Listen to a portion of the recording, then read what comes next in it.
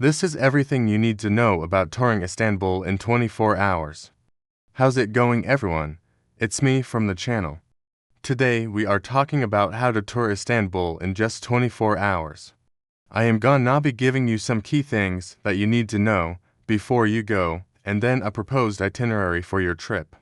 Make sure to watch till the end, because I am gonna be giving you my top recommendations for food and dessert in Istanbul. Also, make sure to like this video, subscribe if you haven't already so you can join our travel family, and let's get started. Before you go to Istanbul, there are a few things that you need to know. Number 1. Make sure to pack comfortable shoes. You're gonna want them because you're gonna be doing a lot of walking. 2. Make sure you have Turkish lira. When we went, we only had US dollars and euros. Now they don't really accept US dollars anywhere. They prefer euros or the Turkish lira. So make sure you have some cash with you. There's an ATM at the airport. That's where we got our Turkish lira. But if you want to save some money, you could transfer money to your bank account or to your debit card when you get there. Just do your research on what bank will give you the best exchange rate. And then 3. The blue light. Now the blue light is the Muslim call to prayer. It's super beautiful. We love hearing it every single day. 5 times a day they pray, and when they pray, it echoes through the streets.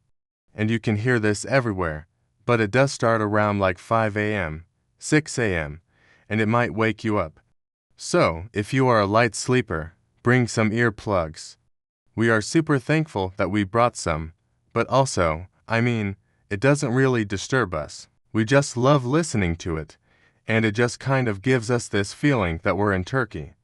Now, before I jump into the itinerary, I'm gonna talk about where we stayed. We actually stayed in a hotel called the Monaco Istanbul Hotel. It was right by the Blue Mosque. It was super close to everything. The staff was amazing. Everyone was just super nice, especially the concierge. Shout out to the concierge. He helped us book all our tour. He booked our hammam experience. He gave us like the best recommendations on food and places to go. So shout out to him. If you are looking for a place to stay in Istanbul, I highly recommend the Monaco Istanbul Hotel. They also have a rooftop with this amazing view. You can see the Blue Mosque. It was just breathtaking. Alright, now let's jump into the itinerary. So, we arrived in Istanbul on a Sunday. I do want to say this isn't the only way to do Istanbul in 24 hours. This is just our preferred way. What we did was we took a taxi from the airport to our hotel. Then after we dropped our stuff off at the hotel, we headed out to explore. First stop, we went to the Grand Bazaar.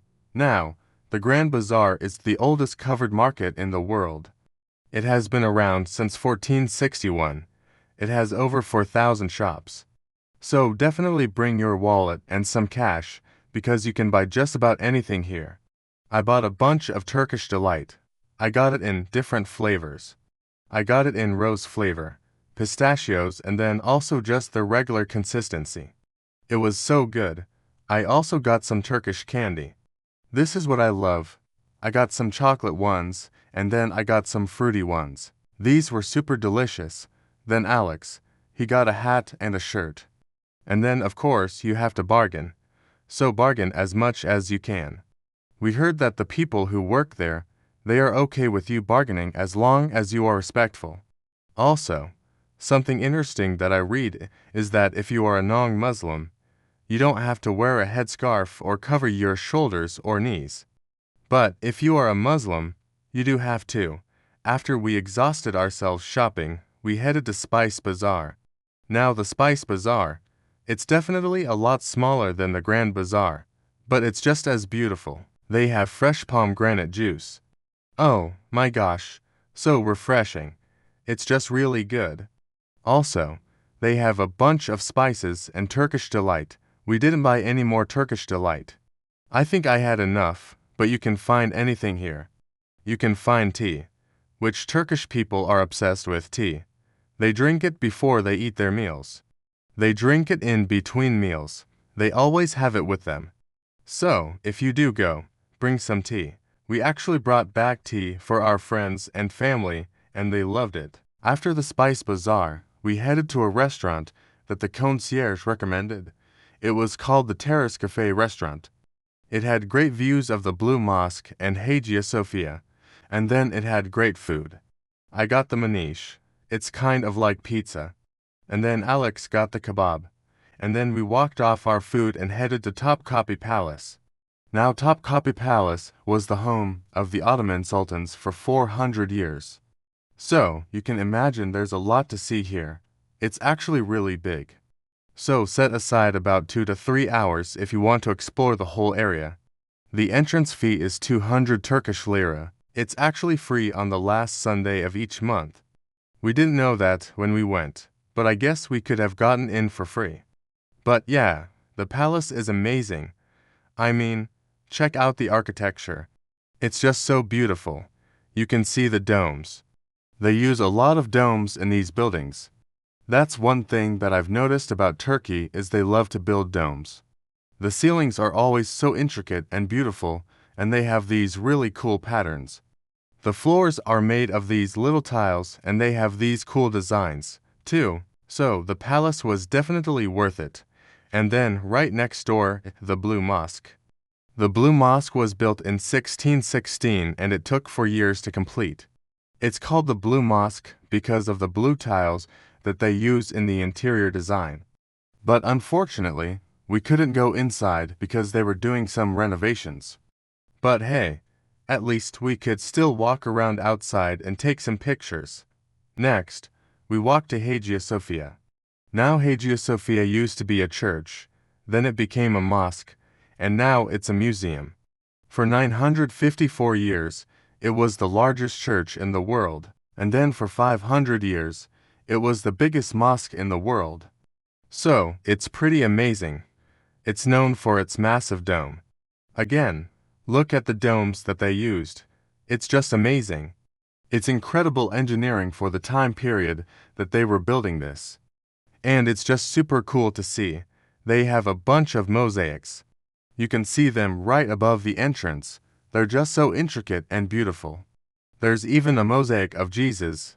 I didn't expect to see that. After seeing all these historical sites, we needed some rest. So, we headed back to the hotel, took a quick nap and headed out again. Our next stop was the Galata Tower. So, to get to the Galata Tower, we crossed the Galata Bridge. We walked along the bridge and we saw all these fish. People were feeding the fish. The fish were everywhere. Then we climbed up the tower. It was a little bit hard to climb up, but once you got to the top, you had an amazing view of the whole city, the Golden Horn, the harbor. And it was breathtaking. I remember the first time that we visited Turkey and we were taking a cruise and we sailed by Istanbul and I saw the Galata Tower and I was like, I want to go there. I want to climb up and I never forgot that feeling, and then finally getting to go there, this trip was just amazing. The funny thing is we bought these ice creams and then some seagulls came and stole them from us. Seagulls in Turkey, they are fearless. They're not afraid of humans at all. After this, we walked along the Galata seafront. This is a really nice pedestrian street. You can sit outside, have some dinner, have some drinks, enjoy the nightlife. It was nice. After we walked around and rested a little bit more, we headed to Istiklal Street. This is another pedestrian street and it's very similar to the Galata seafront, but it's a little bit more inland and it has more stores, more restaurants, more life. It's bustling with energy. There are tons of street vendors. We saw a group of dancers. There were just people everywhere. The funniest thing though was a guy who was riding a unicycle and he was juggling plates and then he would throw them up in the air and catch them on his unicycle. It was so impressive. And then for dinner, the concierge recommended a restaurant called Konori Lemon. It was a Syrian restaurant and it was amazing.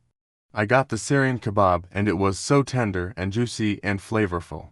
Alex got a Turkish kebab called testi kebab. In this one, they cook it in a clay pot and then they smash the pot on the table and it makes this cool sound. And then it's like, bam, you get the meal? So that was really cool. We also got baklava and Turkish ice cream. And then we walked along Istiklal Street and ended up at Taksim Square. There's a Starbucks Reserve Roastery. It looks really cool, it's like all glass. You can see all the coffee beans, they roast it right there. So, if you're a coffee lover, definitely check it out. Then we headed back to the hotel, got ready, put on some nice clothes, because we had reservations at a restaurant for rooftop dining. We got these yummy cocktails. They had this one called the Istanbul Sour. It was amazing.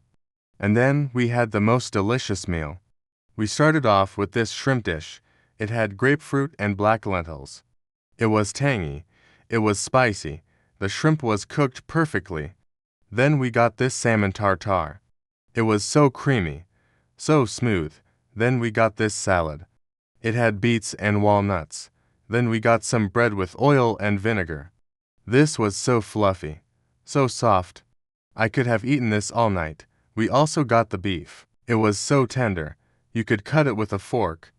It was served with mashed potatoes and carrots.